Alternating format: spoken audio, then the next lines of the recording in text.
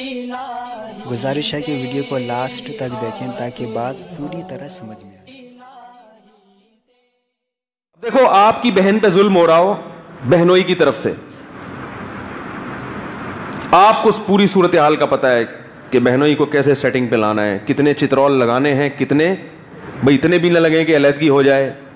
मेरे पास लोग आते हैं ना, बहनोई जुल्म कर रहा है, ये मैं कह रहा हूँ चित्रौल लगाओ, कह रहे यार वो छोड़ देगा, बिल्कुल ही मुसीबत ना खड़ी हो जाए, तो इतना बुरा भी नहीं है कि तलाक ले लें उससे। तो ये साले का काम है कि बहनोई को चित्रौल लगाने हैं या नहीं लगाने हैं, और लगाने हैं तो कितने लगाने हैं, क्या ख्याल है। वो सोच रहा है कि भाई किस हिसाब से लगाए जाएं, वो मुनासिब समझ रहा है कि कितने लगने चाहिए, 2, तीसरे पे अलहदगी ना हो जाए कहीं, ठीक है ना, 2 से सेटिंग भी ठीक हो जाएगी थोड़ा, और इतना भी नहीं होगा कि अलहदगी की नौबत आ जाए, क्योंकि इतना बुरा भी नहीं है कि अलहदगी चाहिए हमें। मैं लोगों को मशवरे देता हूं कि 2 चित्रौल लगा के छोड़ देना, मैं बता रहा हूं, तो मैं बड़े ज़बरदस्त टेक्निकल किस्म के मशवरे देता हूं लोगों को। मेरे पास अभी 3-4 दिन पहले एक साहब आए, आप लोग वहां तक पहुंचेंगे नहीं, इसका ये मतलब नहीं होता मैं घरों के रास फाश कर रहा हूं, जाहिर है आपको क्या पता कौन है वो।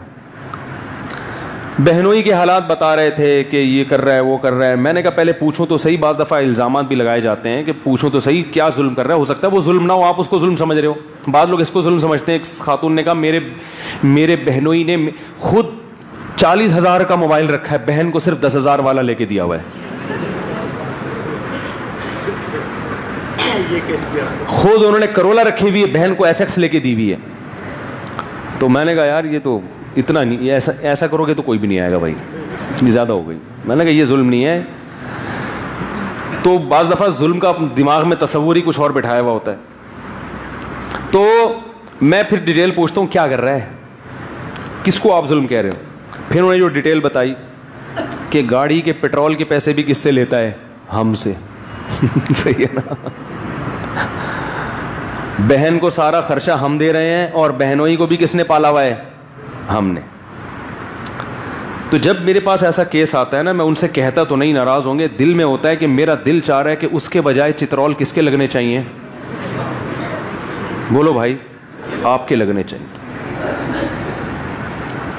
और मेरा दिल चाह रहा होता है कि मैं इसको यहीं कूट दूं पकड़ के, मजाक नहीं, दिल के जज्बात ये होते हैं कि यहीं पकड़ के इसको क्या करूं, मैं कूट दूं तसल्ली से, कि भाई क्यों दे रहे हो उसको खर्चा, बहन का खर्चा भी आप उठा रहे हो और बहनोई का खर्चा भी, तो चित्रौल किसके लगने चाहिए, आपके लगने चाहिए ना, क्या ख्याल है भाई, किसके लगने चाहिए। आप में फॉल्ट है। जब इस किस्म के साले मार्केट में होंगे तो बहनोई फिर ऐसे ही पैदा होंगे मेरे भाई। जब ससुर इस किस्म के मार्केट में आएंगे तो दामाद, एक साहब ने मुझे फोन किया कि मेरा दामाद 4 महीने से मेरे घर में है, सुबह निकलता है जॉब तलाश करने के लिए, वापस वहीं आके पड़ जाता है, कमबख्त को जॉब नहीं मिल रही। मैंने कहा मिलेगी भी नहीं, मैंने कहा नहीं मिलेगी। मैंने उनसे कहा कि मेरा दिल कर रहा है काश मैं आपका दामाद होता।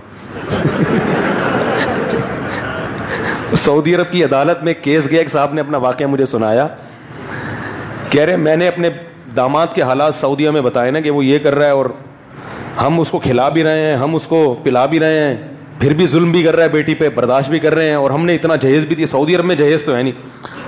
तो कह रहे हैं वो काजी साहब जो मक्का की अदालत में थे, उन्होंने कहा कि यार कोई और बेटी भी है तुम्हारी, उन्होंने कहा हाँ, कह रहे यार मैं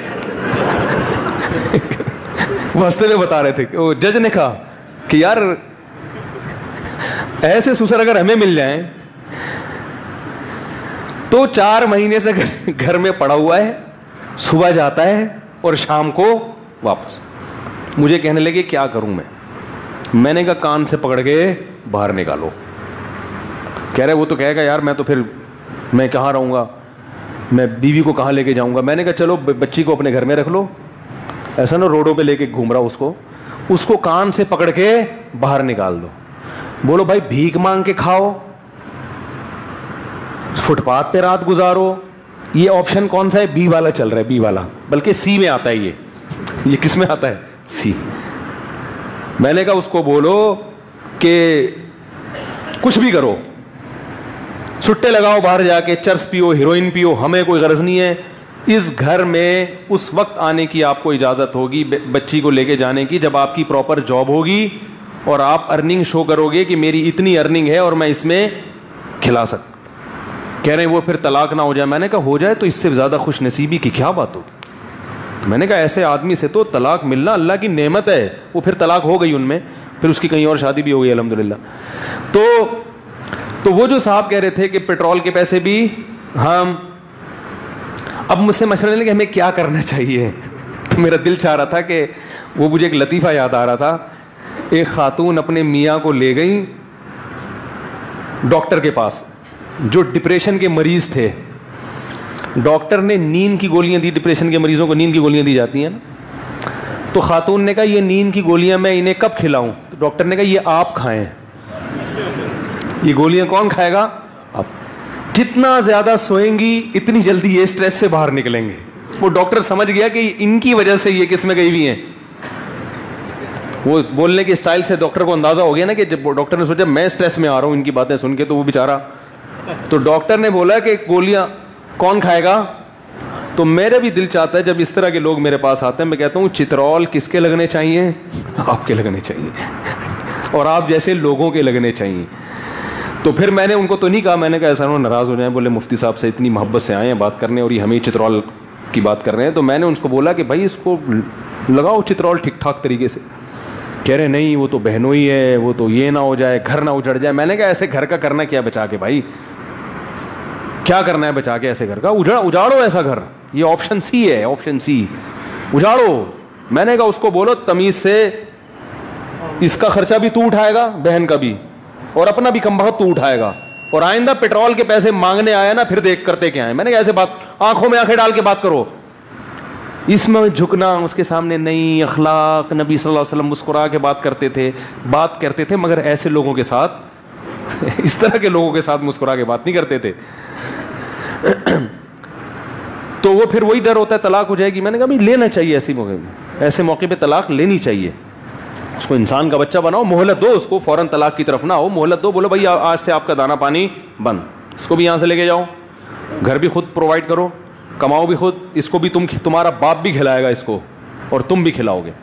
नहीं खिलाता, नहीं खर्चा उठाता, डिवोर्स। कह रहे हैं नहीं देता। मैंने कहा चित्रौल लगाओ, उसका बाप भी देगा।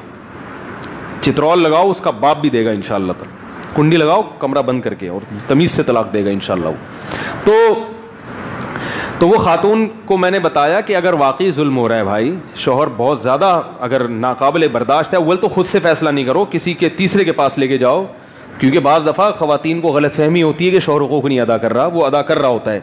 आपको ये गलत, अगर वाकई है ऐसा मसला है, नाकाबिले बर्दाश्त है, तो एक ऑप्शन इस्लाम ने ये भी दिया है।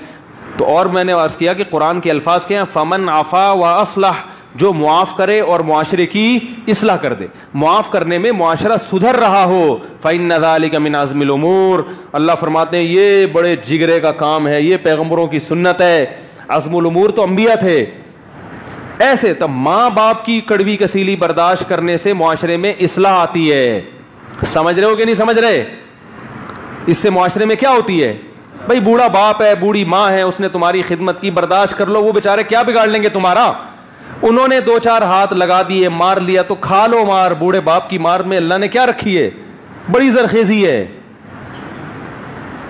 जैसे खेती को सैराब करने के लिए खाद और पानी चाहिए ना, तो बाप की मार बेटे के लिए क्या है? दुनिया और आखिरत में इज्जत का जरिया है। मैं नहीं कह रहा बेटे को मारें, लेकिन अगर अब्बा ने हाथ उठा लिया बर्दाश्त करो। यहां इस्लाम क्या कह रहा है? वला तकुल लहुमा उफ़्फ़िन। लेकिन इसकी भी एक हद है, इसकी भी एक बाउंड्री है।